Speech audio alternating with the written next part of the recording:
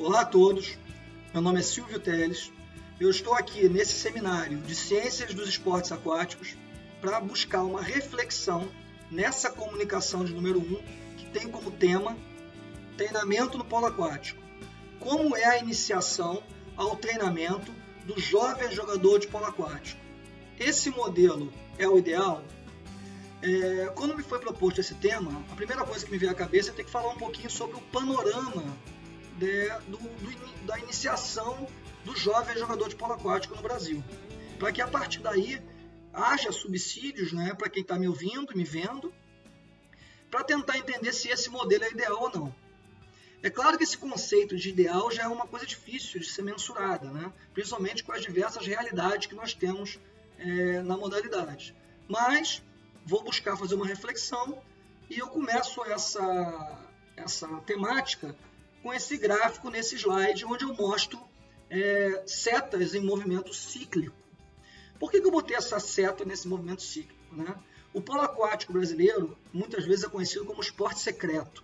Ele é praticado majoritariamente à noite, principalmente na perspectiva competitiva. Os clubes funcionam entre 6 e 10 da noite, né? Os clubes do Rio de Janeiro, Tijuca, Botafogo, Flamengo, Guanabara, Tijuca, são os principais clubes do Rio de Janeiro, e as escolinhas sempre começam a partir das 18 horas e vão trocando de horário com as equipes, até a equipe adulta, quando tem, que vai até as 10 da noite. Então é o esporte à noite.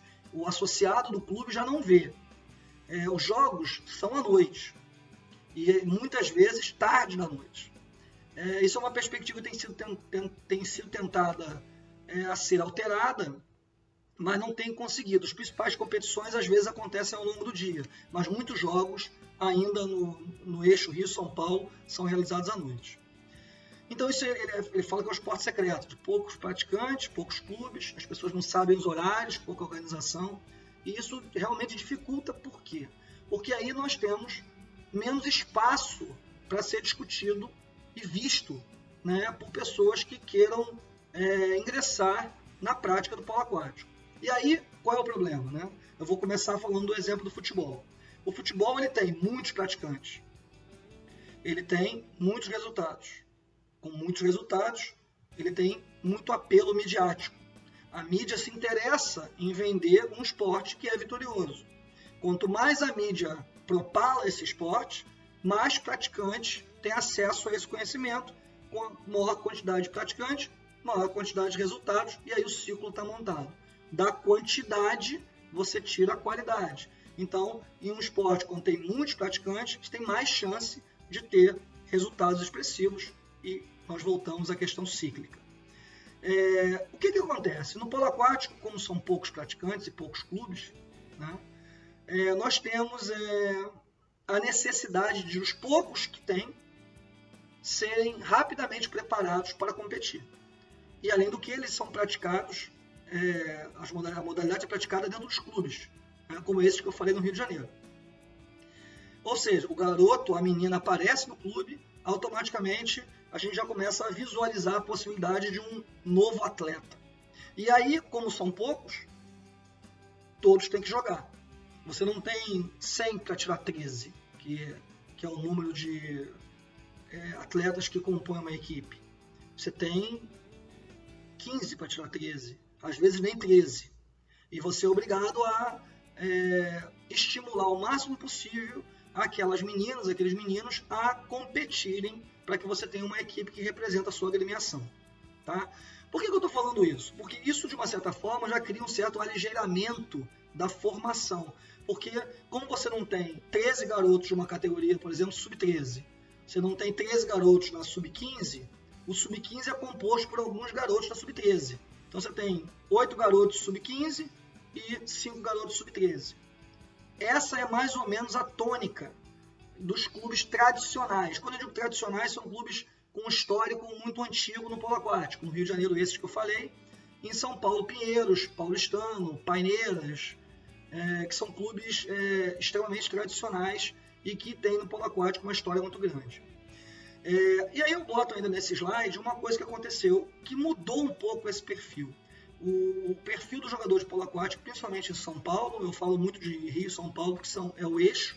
Existem outras regiões que também têm polo aquático, o Nordeste, o Sul, mas em termos de performance ainda não conseguem resultados expressivos dentro do campo da competição no Brasil, mas muitas vezes competem em competições de base ou em competições de Masters, mas em termos ainda de absoluto não tem representatividade. Mas tem polo aquático sendo praticado no Nordeste, no Ceará, Bahia e outros estados aí que também tem, no Sul, Curitiba. Nós temos Florianópolis, nós temos alguns espaços ainda de forma não muito grande, mas que tem praticantes exercendo a modalidade.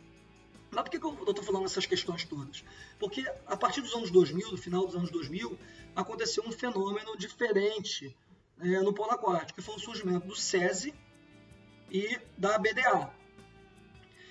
As duas agremiações, as duas instituições, dizendo, a ABDA, a Associação Bauruense de Esportes Aquáticos, eles tiveram uma possibilidade de difundir o número de espaços destinados ao polo aquático.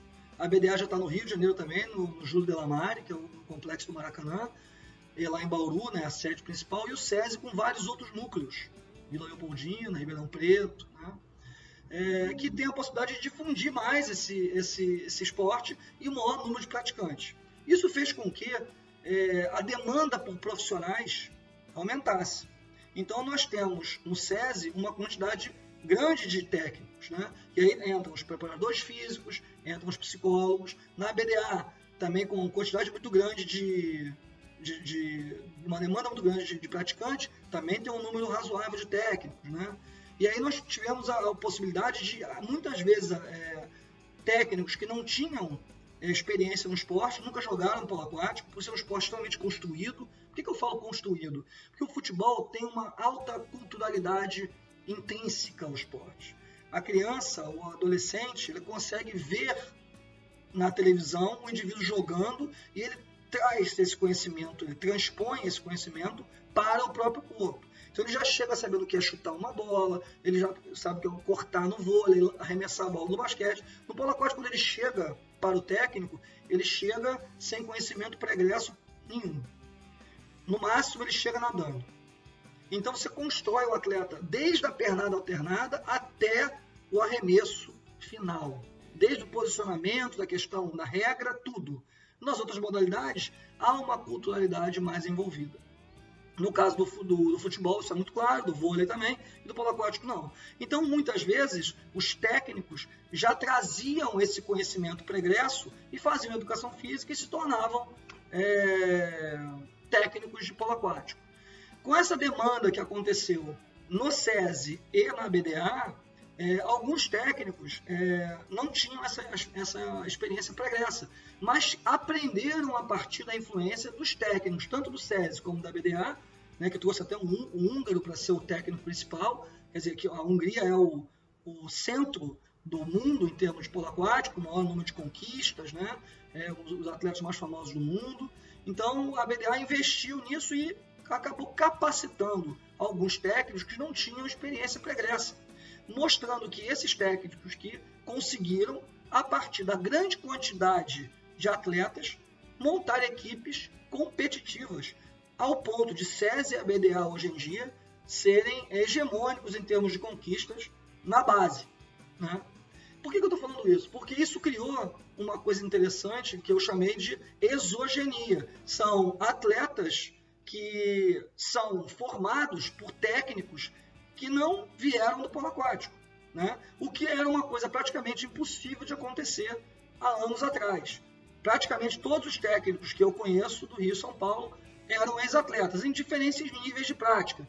Muitos atletas de alto nível, outros apenas na participação nas categorias de base, mas que tiveram alguma experiência.